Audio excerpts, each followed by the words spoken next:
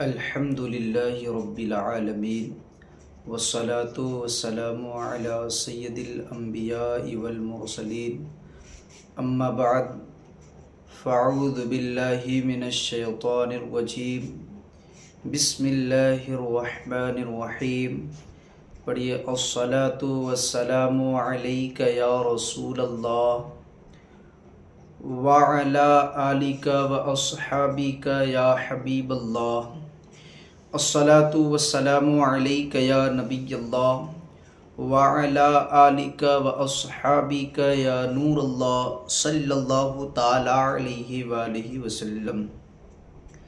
سرکار مدینہ، راحت قلب و سینہ، صاحب معطر وسینہ صلی اللہ تعالی علیہ وسلم کا فرمان عافیت نشان ہے: اے لوگو، بے شک بروز قیامت اس کی دہشتوں اور حساب و کتاب سے جلد نجات پانے والا شخص وہ ہوگا جس نے تم میں سے مجھ پر دنیا کے اندر بکثرت درود شریف پڑھے ہوں گے۔ آئیے درود پاک پڑھ لیتے ہیں۔ اللہم صلی علی سیدنا و مولانا محمد بارک وسلم، صلو علیہ صلاۃ و سلام علیک یا رسول اللہ صلی اللہ تعالی علیہ وآلہ وسلم۔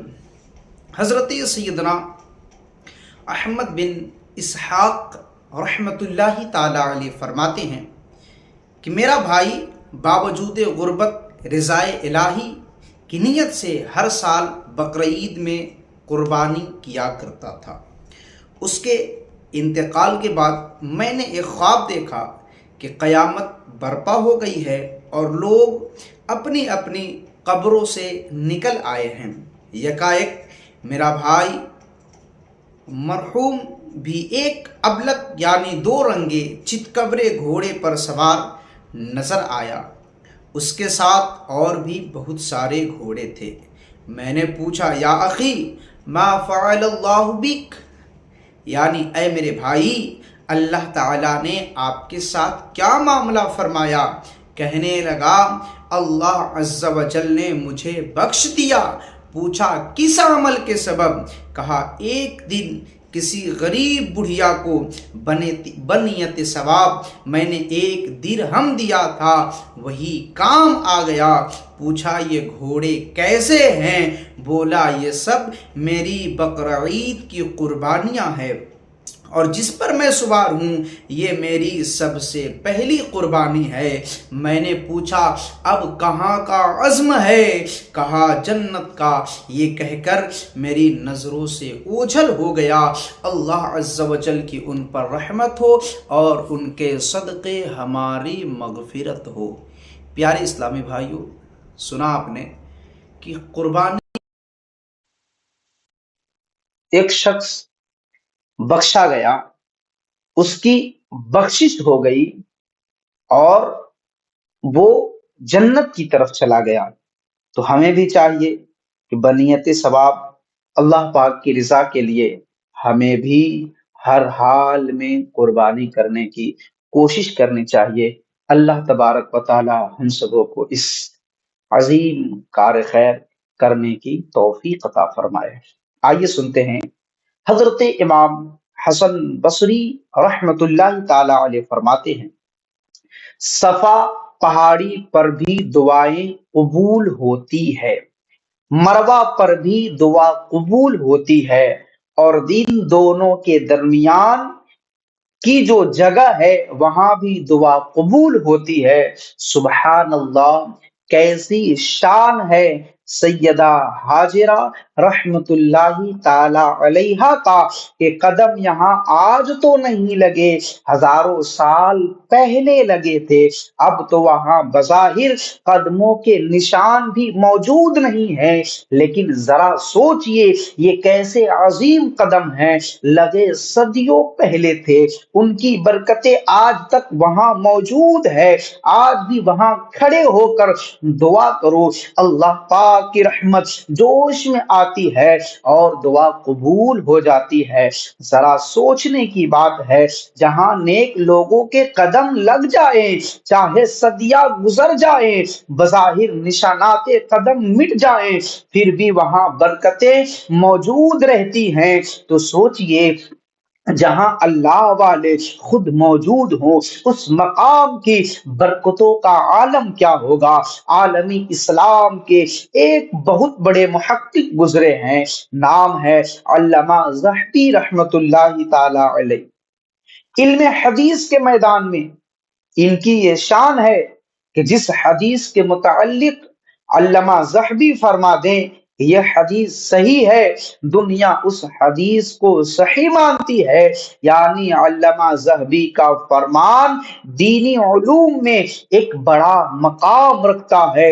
یہی علامہ ذہبی رحمت اللہ تعالی علیہ لکھتے ہیں کہ ایک مرتبہ ابو حسن نیشا پوری رحمت اللہ تعالی علیہ کی قسمت چمکی، انہوں نے ایک سہانا خواب دیکھا۔ کیا دیکھتے ہیں؟ آخری نبی رسول ہاشمی صلی اللہ تعالی علیہ وسلم حضرت یحییٰ بن یحییٰ رحمت اللہ تعالی علیہ کے مزار پر تشریف لائے۔ صحابہ کرام علیہم الرضوان بھی ساتھ تھے۔ آپ صلی اللہ تعالی علیہ وسلم مصلی امامت پر تشریف لائے۔ صحابہ کرام علیہم الرضوان نے پیچھے پیچھے سب بنائی اور پیارے آقا امام الانبیاء صلی اللہ تعالی علیہ وسلم کی اقتداء میں نماز پڑھی۔ نماز کے بعد آپ صلی اللہ تعالی علیہ وسلم نے فرمایا، یحییٰ بن یحییٰ کا مزار اس شہر کے رہنے والوں کے لیے امان ہے۔ سبحان اللہ، یہ نیک لوگوں کی برکتیں ہیں، یہ زندہ ہوں تب بھی ان پر اللہ پاک کی رحمتیں جھما جھم برستی ہے، جب وفات پا جائیں تب بھی رحمتوں کا یہ سلسلہ جاری رہتا ہے۔ جہاں ان کا مزار بن جائے، اللہ پاک ان کے مزارات کو امن و سکون اور رحمت و رضوان کا گہوارہ بنا دیتا ہے۔ اللہ پاک ہمیں دین کی درست سمجھ عطا فرمائے۔ دین میں نیک لوگوں کو بڑی اہمیت دی گئی ہے۔ یہاں دیکھ لیجئے، صفا مروہ پر سیدہ ہاجرہ رضی اللہ تعالی عنہا کے پاؤں لگے ہیں۔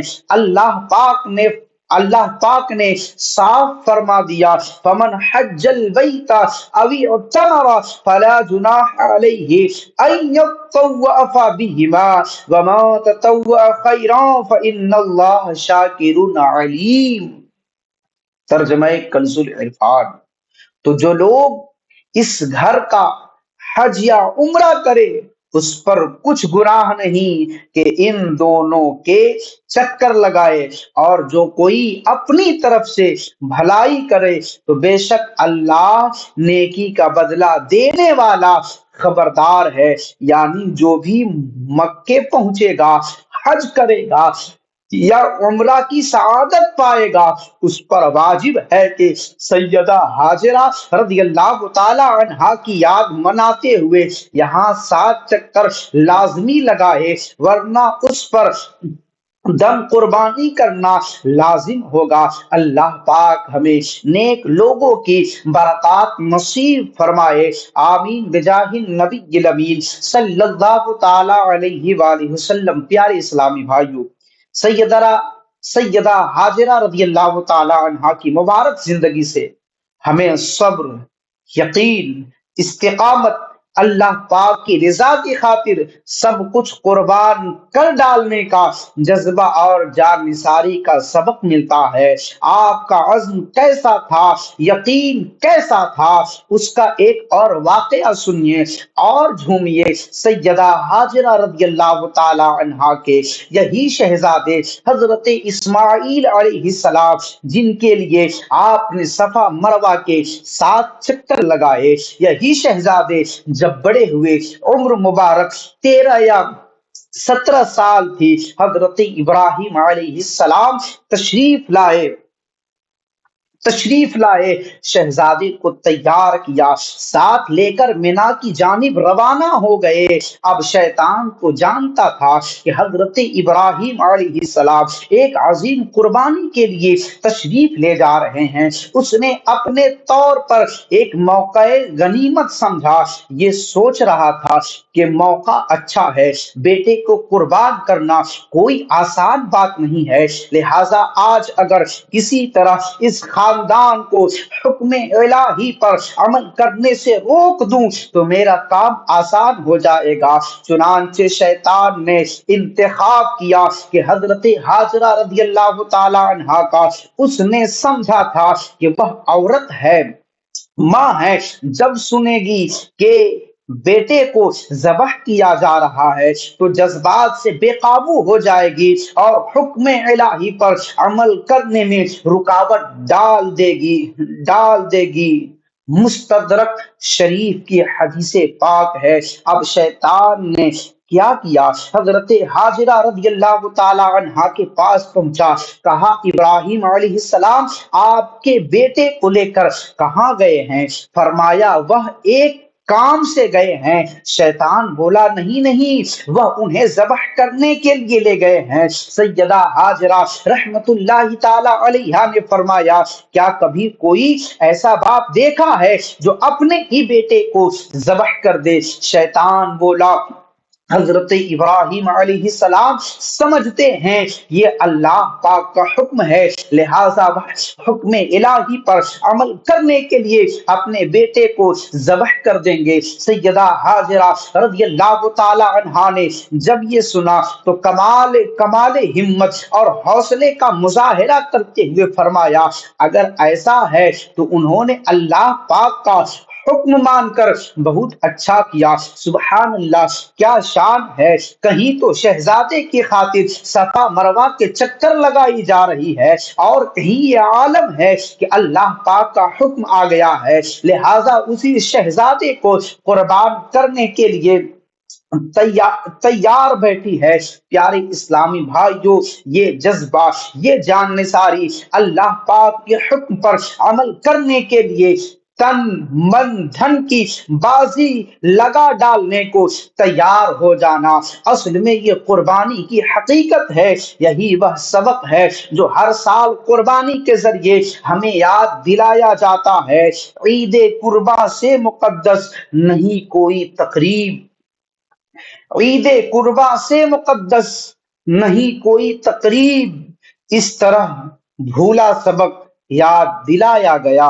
صلو علی الحبیب صلی اللہ تعالی علیہ وآلہ وسلم۔ آئیے درود پاک پڑھتے ہیں۔ اللہم صلی علی سیدنا و مولانا محمد بارک وسلم، صلو علیہ صلاۃ و سلام علیک یا رسول اللہ صلی اللہ تعالی علیہ وآلہ وسلم۔ پیارے اسلامی بھائیوں، قربانی کیجیے، لازمی کیجیے، جن پر واجب ہے ان کو تو کرنی ہی پڑے گی، اس کے بغیر چھٹکارا نہیں۔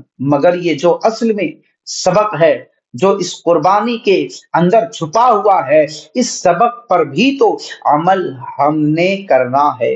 کیا ہم اللہ پاک کی رضا کی خاطر اپنی اولاد کو دین کے راستے پر لگا سکتے ہیں؟ دین کی خدمت کے لیے راہ خدا میں وقف کر سکتے ہیں؟ کیا خود اپنے وقت کی قربانی دے سکتے ہیں؟ علم دین سیکھنے کے لیے، راہ خدا میں سفر کرنے کے لیے، نیکی کی دعوت عام کرنے کے لیے، بلکہ اس سب سے بڑھ کر نماز باجماعت کے لیے دکان بند کر کے، کام کاج چھوڑ کر مسجد میں بر وقت پہنچ سکتے ہیں؟ یہ کام ہمیں کرنے چاہیے۔ قربانیاں تو بہت لوگ کرتے ہیں، لیکن بعض قربانیاں کرنے والے وہ ہیں جنہیں اللہ پاک نے قرآن کریم میں خوشخبری ارشاد فرمائی ہے۔ کس چیز کی خوشخبری؟ جنت کی خوشخبری۔ وہ جنت جس کی نعمتیں ہمیشہ رہنے والی ہیں، وہ جنت جہاں چین ہی چین ہے، آرام ہی آرام ہے، ہر وہ نعمت میسر آئے گی جو ہم چاہیں گے۔ اس لازوال و بے مثال جنت کی خوشخبری دے گئی ہے۔ کیسے؟ ارشاد فرمایا وبشر المخبتین، وبشر المخبتین، ترجمہ کنز العرفان۔ اور आजिज़ी करने वालों के लिए खुशखबरी सुना दो। यानी ऐ महबूब सल्लल्लाहु ताला अलैहि वसल्लम, जो कुर्बानियां करने वाले हैं उनमें जो मुखबित हैं उन्हें जन्नत की खुशखबरी सुना दीजिए। मुखबित यानी आजिज़ी करने वाले कौन हैं? फरमाया तर्जमे कंजुल इरफान, वह लोग हैं कि जब अल्लाह का जिक्र होता है तो उनके दिल डरने लगते हैं, और उन्हें जो मुसीबत पहुंचे उस पर सब्र करने वाले हैं और नमाज कायम रखने वाले हैं और हमारे दिए हुए रिस्क में से खर्च करते हैं। यानी मुखबित अल्लाह पाक के लिए आजिज़ी करने वाले वह लोग हैं जब उनके सामने अल्लाह पाक का जिक्र होता है तो वह हैबत व जलाल से उनके दिल डरने लगते हैं। अल्लाह पाक के अजाब का खौफ उनके आजा से जाहिर होने लगते हैं। उन्हें दुनिया में जो मुसीबत पहुंचे उस पर सब्र करते हैं, नमाज कायम करते हैं और अल्लाह पाक के दिए हुए रिस्क में से सदका व खैरात करते हैं। प्यारे इस्लामी भाइयों, ये करने के काम है जो हमने करने हैं, और जिन लोगों पर कुर्बानी वाजिब है उन्हें कुर्बानी तो करनी ही करनी है, इसके बगैर छुटकारा नहीं, लाजमी करनी होगी। इसके साथ साथ हमने जिक्रुल्लाह की भी आदत बनानी है। कोई मुश्किल आए, परेशानी आए, मुसीबत आए तो सैयदा हाजरा रदी अल्लाह ताला अन्हा को याद करते हुए हजरत इब्राहिम और हजरत इस्माइल अलैहिस्सलाम को याद करते हुए इस मुसीबत परेशानी पर सब्र करना है और नमाजें भी खूब पढ़नी है। अल्लाह पाक के राह में खूब खर्च भी दिल खोल कर करना है। बकरीद ईद के मौका पर उमूमन ऐसा हो जाता है, मसलन कसाब देर से आया था, कुर्बानी करते करवाते देर हो गई, लिहाजा जुहर की नमाजें बाजमाअत अदा नहीं कर पाए। कुर्बानी करते वक्त कपड़ों पर खून लग गया था, लिहाजा नमाज कज़ा हो गई। माज़अल्लाह, कितनी सख्त बात है। कुर्बानी कर रहे हैं सुन्नत इब्राहिमी की अदायगी में, वह हजरत इब्राहिम अलैहिस्सलाम जिन्हें ख्वाब में हुक्म मिला तो सच कर दिखाया, उनकी याद मनाते वक्त नमाज से बेपरवाह हो गए। हालांकि नमाज मुसलमान पर सबसे अहम तरीन फर्ज है।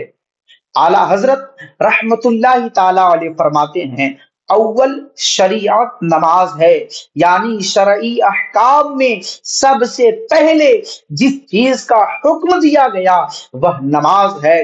कुर्बानी की अहमियत अपनी जगह, रोजों की अहमियत अपनी जगह, सदका व खैरात की अहमियत अपनी जगह, इस्लाम की हर तालीम अच्छी है, हर तालीम लायक अमल है, मगर नमाज सबसे अहम और सबसे ऊपर है। कयामत के दिन पहले नमाज का सवाल होगा। जिसकी नमाजें मुकम्मल हुए, बाकी गुनाह अल्लाह पाक ने चाहा तो बख्शे जाएंगे। अगर नमाजों ही में कमी हुई तो बख्शिश मुश्किल हो जाएगी। मेरे कौम के इस्लामी भाइयों, तो हमें भी चाहिए कि कुर्बानी कर रहे होते हैं तो कुर्बानी के दिन भी हमें नमाजों की पाबंदी करनी है। कुर्बानी के दिन भी हमें नमाज कज़ा नहीं करनी है, बल्कि अपनी नमाजों को मुकम्मल तरीके से अदा करनी है। कैसे? बाजमात बाजमात बाजमात नमाज पढ़िए।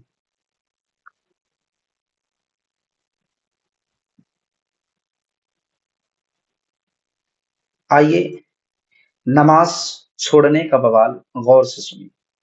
रवायत के मुताबिक बेनमाजी के लिए जहन्नम की खौफनाक वादिये वेल है। बेनमाजी का नाम जहन्नम के दरवाजे पर लिखा जाता है।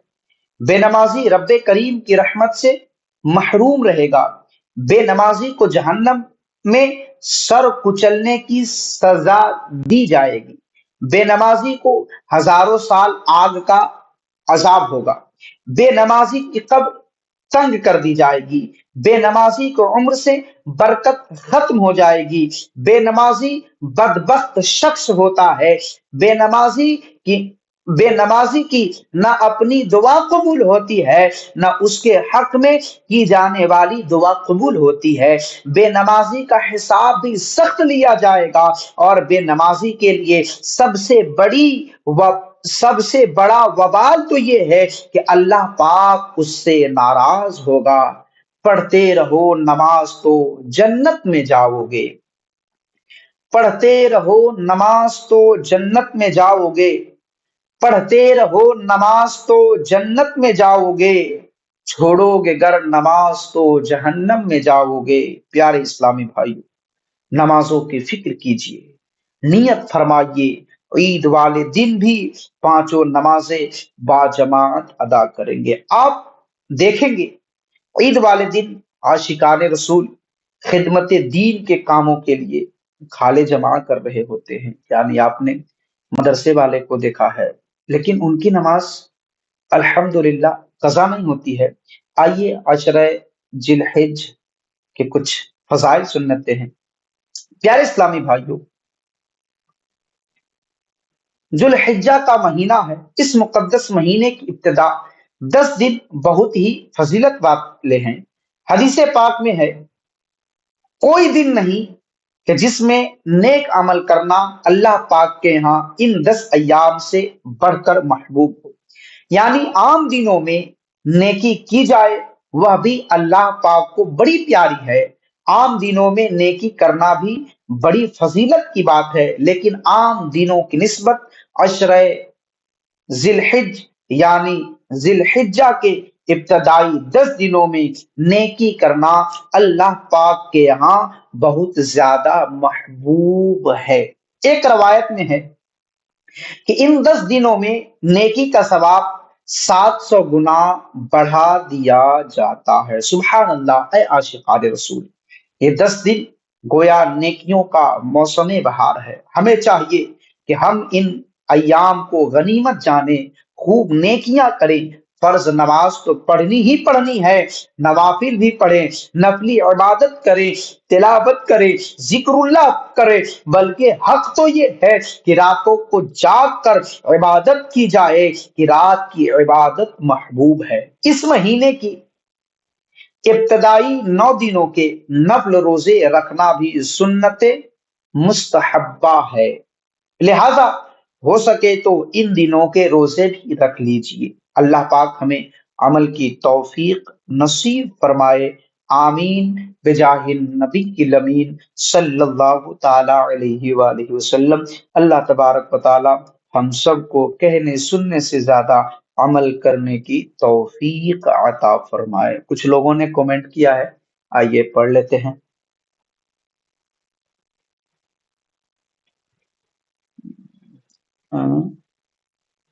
افسا لوگ، کسی نے سلام کیا ہے، افسا کچن اینڈ بلاگ، وعلیکم السلام ورحمۃ اللہ وبرکاتہ۔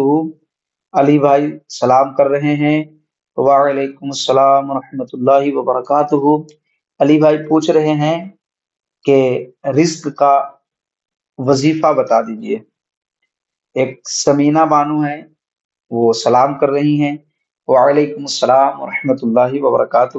رزق کا وظیفہ یہی ہے کہ ہم نے جو پڑھا ہے کہ آپ جب گھر میں داخل ہوں تو سلام کریں گھر والوں کو، اور اگر گھر میں کوئی نہیں ہو تو حضور نبی پاک صلی اللہ تعالی علیہ وسلم پر درود و سلام بھیجیں، اور اس کے بعد 3 مرتبہ گھر میں داخل ہونے کے بعد قل هو اللہ احد یعنی سورۃ الاخلاص پڑھ لیں، انشاءاللہ برکتیں ہوں گی۔ مزید معلومات کے لیے ہمارے واٹس ایپ نمبر پر رابطہ کریں، 8409057825۔ انشاءاللہ مزید معلومات کے لیے اس پر رابطہ کریں، انشاءاللہ آپ کی رہنمائی کی جائے گی۔ اللہ تبارک و تعالی ہم سب کو کہنے سننے سے زیادہ عمل کرنے کی توفیق عطا فرمائے۔ السلام علیکم ورحمۃ اللہ وبرکاتہ۔